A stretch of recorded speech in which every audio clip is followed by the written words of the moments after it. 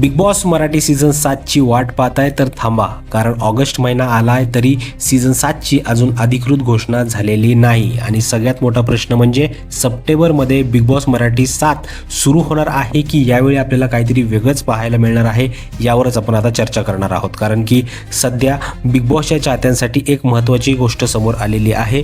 Jio स्टारकडून September 2026 पासून 6 भाषांमधलं big boss addition सुरू करण्याची घोषणा झालेली आहे.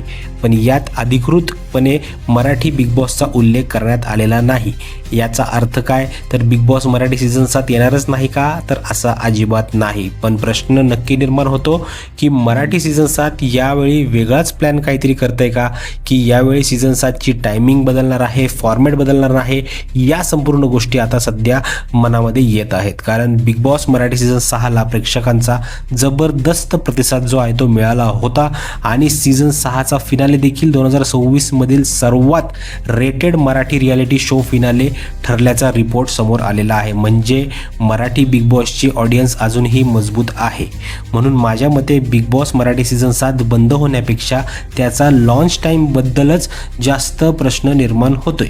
जर सीझन 7 आला तर यावेळी मेकर्सकडून कंटेस्टंट, टास्क आणि फॉर्मॅटमध्ये मोठे बदल पाहायला मिळू शकतात. आणि सर्वात महत्त्वाचे म्हणजे प्रेक्षकांना यावेळी अधिक ट्रान्सपरंट आणि एंटरटेनिंग सीझनची अपेक्षा आहे. तर बिग बॉस मराठी सीझन 7 सप्टेंबरमध्ये येणार का, तर याची अजून काहीही ऑफिशियल कन्फर्मेशन मिळालेली नाही.